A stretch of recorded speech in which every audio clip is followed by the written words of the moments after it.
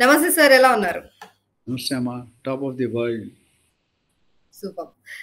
So, ఈసారి ఏం topic అంటే ఎన్ఆర్ఐస్ ఇల్లు కొంటూ ఉంటారు. అమెరికాలోకెళ్ళి అక్కడ వాళ్ళు ఉండడానికి రెంటెడ్ హౌస్ కంటే ఇల్లు కొనుక్కొని ఉండడానికి ప్రిఫర్ చేస్తారు. రెంట్లు కట్టలేక. సో, అలా ఇల్లు కొనేటప్పుడు మన వాళ్ళు చాలా మంది అంటే చాలా ఆలోచిస్తారు. ఎక్కడ కొనాలి? ఏ ఏరియాలో కొనుక్కోవాలి? అసలు దూరం ఆఫీస్‌కి దూరం ఉండాలా? దగ్గర ఉండాలా? అవన్నీ చూస్తారు గానీ, ఈ కొన్ని పర్మిషన్స్ ఉంటాయి. లైక్ మన ఇండియాలో అయితే ఖచ్చితంగా ప్రతి ఒక్క బయర్‌కి ఇవన్నీ తెలుసు అనేసైతే నేను అనుకోను. రేరా అప్రూవల్ అని ఇవేవో మీరు చెప్తూ ఉంటారు గదా! సో, అవన్నీ గూడా చెక్ జేసుకోవాలని మీరు జెప్తారు. కానీ అక్కడ ఏం చెక్ జేసుకోవాలసలు? ఒక ఎన్ఆర్ఐ ఇల్లు కొనాలంటే ఏం డాక్యుమెంట్స్ అన్నీ చెక్ జేసుకోవాలి క్లియర్‌గా? అంటే మీరు అమెరికా వెళ్ళిపోదాం అనుకుంటున్నారు. మీకోసం క్వశ్చన్ అని అడుగుతున్నాడు. America వెళ్ళుకుంటున్నారా?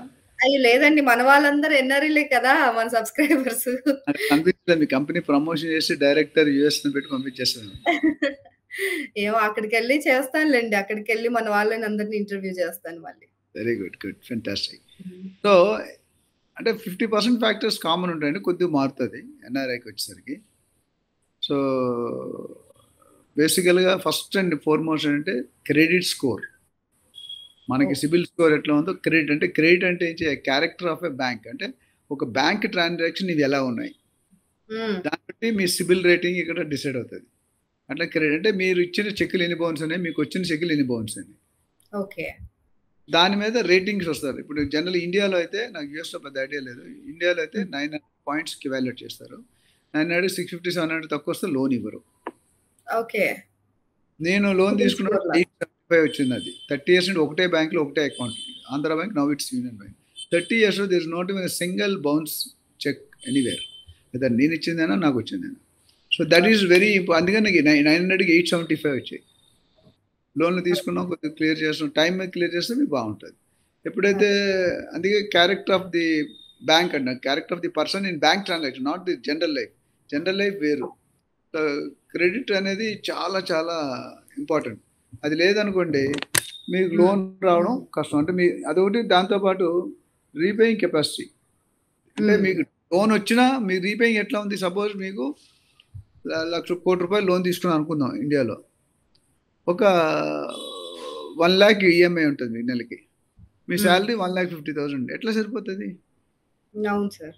So your EMI cannot be more than 35 to 40% of your total net salary. Okay. అంతకంటే ఎక్కువ తీసుకుంటే you will be bankrupted. You cannot pay. ఎందుకంటే పిల్లల చదువు, తిండి, అవన్నీ, గ్రాసరీస్ అన్నీ ఉంటాయి కదా, రెంట్. అందుకని మేమేమంటే స్టాండర్డ్ 35-40%, 40% మ్యాక్స్. అంతకంటే మీరు ఎక్కువ తీసుకుంటే మాత్రం పడుతుంది. సో ఈ లోన్ ఫ్యాక్టర్స్ కూడా మనం చూసుకునేటప్పుడు schools, colleges, job centres, neighbourhood appreciation, location developments, future ఏమొస్తున్నాయి ఇప్పుడు, లైక్ ఇక్కడ RRR, HMD, దానికి ఇవన్నీ, 4 సస్టైనబుల్ సిటీ, ఇవన్నీ కూడా మనం లాస్ట్ టైం మాట్లాడుకుని వస్తున్నాయి. అది ఒక ఫ్యాక్టర్ కంట్రిబ్యూట్ చేస్తుంది.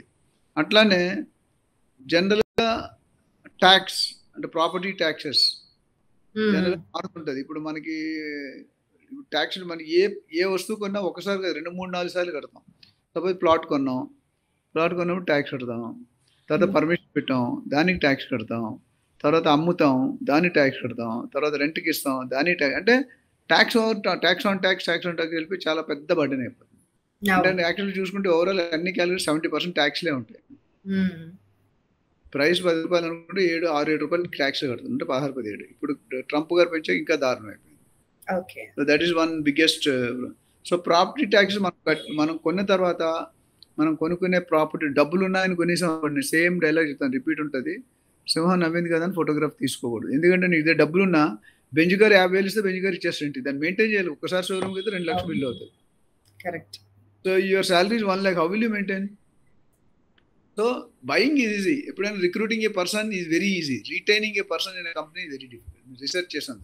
మెయింటెనెన్స్ డబ్బులు ఇస్తే ఎవరైనా జాయిన్ అవుతారు, కానీ సరిగ్గా మోటివేట్ చేయకపోయి, సరిగ్గా మెయింటైన్ చేసి శాలరీ చెప్పితే వెళ్ళిపోతాడు.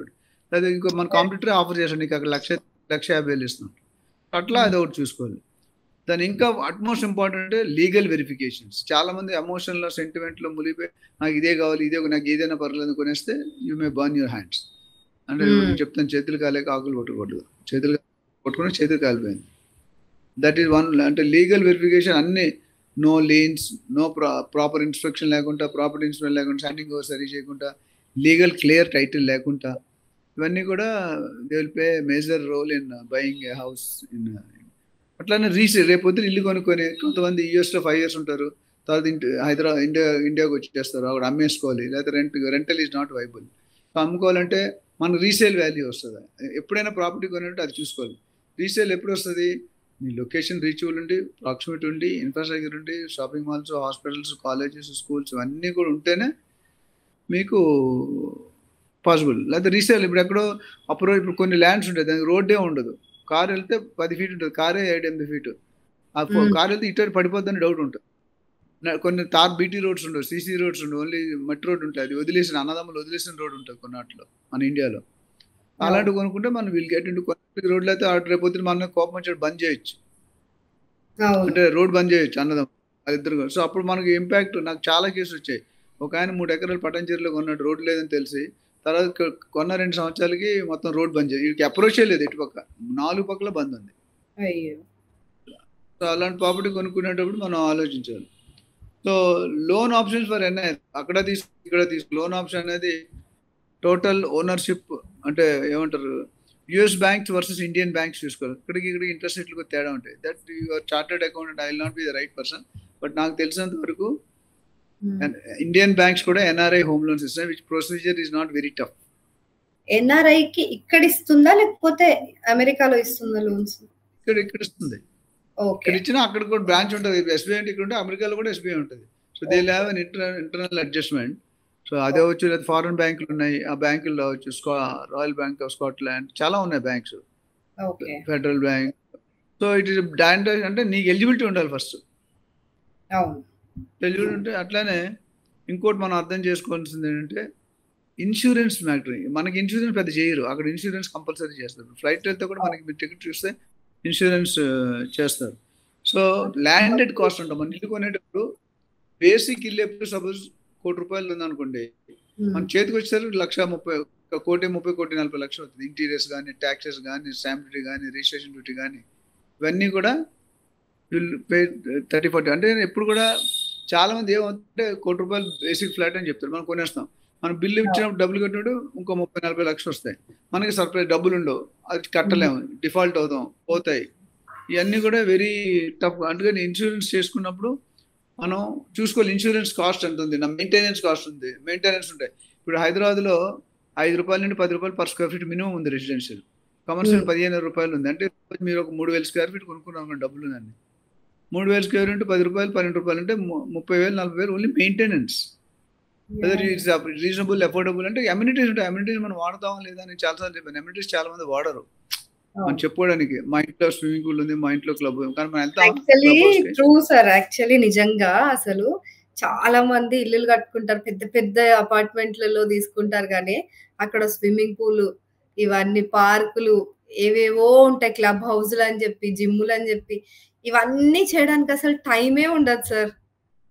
వాళ్ళు ఎవ్రీ మినిట్ $1 కనిపిస్తుంది. నేను చెప్పే సూర్యకాంత్ అమెరికా అనే సినిమాలో బజ్జీ వ్యాపారం పెడుతుంది, $1 బజ్జీ $1 అప్పట్లో. సుమన్ అండ్ భానుప్రియ అనుకుంటా హీరోయిన్, మంచి హిట్ అయింది cinema. So value for the money చూసుకోవాలి. ఇప్పుడు హై రైట్ తీసుకుంటాం, 30 ఫ్లోర్లైనా, 10 ఫ్లోర్లైనా, 50 ఫ్లోర్లైనా డిజైన్ ఒకటే ఉంటుంది. ఎయిర్ కండిషన్, పొల్యూషన్ తగ్గుతుంది పైకి వెళ్ళి, బట్ రేట్ డబుల్ అవుతుంది. మీరు 5th ఫ్లోర్లో కొనేదానికి 58th ఫ్లోర్లో కొనేదానికి డబుల్ ది కాస్ట్ అయిపోతుంది. ఫ్లోర్ రైజ్ అని, నార్త్ ఈస్ట్ అని, పిఎల్స్ అంటే ప్రిఫర్డ్ లొకేషన్ ఛార్జెస్. అంటే నాకు నార్త్ ఈస్ట్ కావాలంటే దానికి ₹1,000 అడుగు ఎక్కువ, నాకు పార్క్ వ్యూ కావాలంటే $500 ఎక్కువ, లేక్ వ్యూ కావాలంటే ₹1,000 ఎక్కువ. సో ఇట్లాంటిది అవుతుంది. సో అది రియల్లీ వర్త్ అనేది. మనం ఇప్పుడు నీడ్కి వాంట్కి తేడా ఏంటి నీకు తెలుసా? What is the difference between need and want? Need అంటే మనకు దాహం వేస్తే నీళ్ళు తాగుతాం, that's a need. Want is a luxury, నాకు కోకోనట్ వాటర్ కావాలి, లస్సీ కావాలి, జ్యూస్ కావాలి అనేది. So it depend if you're having a luxury. సో అది చూసుకోవాలి. ఇంకా చాలా ఉన్నాయి. అకౌంట్లో మనీ ట్రాన్స్ఫర్ ఎక్కడ, ఇండియాలో ట్యాక్సేషన్ ఎట్లా ఉంటుంది, ఫారెన్లో ట్యాక్సేషన్ వేరు, అక్కడ డబుల్ ట్యాక్సేషన్ అవుతుందా, ఇవన్నీ కూడా chartered accounts job. Legal opinion attorney ఉంటాడు అక్కడ.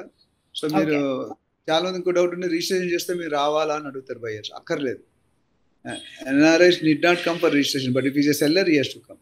NRI కి ఫామ్ 32A అంటే అది ఫిల్ చేస్తే ఆథరైజ్ చేస్తే ఇండియాలో కొంటే ఇండియాలో కొంటే ఓకే మేబీ అక్కడ కూడా యూఎస్లో కూడా ఉండొచ్చు. ఇప్పుడు ఎవ్రీ టైం మనిషి అవైలబుల్ అని లేదు కదా. లేనప్పుడు ఇప్పుడు అమెరికా నుంచి రావాలంటే 2 లక్షలు ఖర్చు పెట్టుకోవాలి, 2 రోజులు టైం పెట్టుకోవాలి. అందుకని వాళ్ళు లోకల్ పర్సన్కి జీపే ఇస్తారు, లేదా బిల్డర్కి జీపే ఇస్తారు. వాళ్ళు చేంజ్ చేసి డాక్యుమెంట్ పంపిస్తారు. డాక్యుమెంట్ పర్ఫెక్ట్ ఉంటుంది, procedure is correct, but it all depends upon your comfort zone. Okay so these are some of the factors they should take. ఇప్పుడు ఎన్ఆర్ఓ అంటే నాన్ రెసిడెన్స్, ఆర్డినరీ, ఎన్ఆర్ఈ అట్లా different accounts ఉన్నాయి.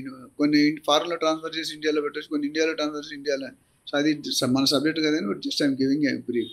అవన్నీ కూడా check చేసుకోవాలి. Legal opinion is a must, valuation is a must, link documents is a must, and మన chartered account taxation ఇవన్నీ చూసుకొని మనకి వెళ్తే యువర్ ట్రాన్సాక్షన్ మేబీ సేఫ్ 3 పూలు ఆర్కాయలుగా ఉండొచ్చు. Right. Thank you so much sir. మరో టాపిక్తో మళ్ళీ కలుద్దాం. By by. థ్యాంక్ యూ అమ్మా. Thank you.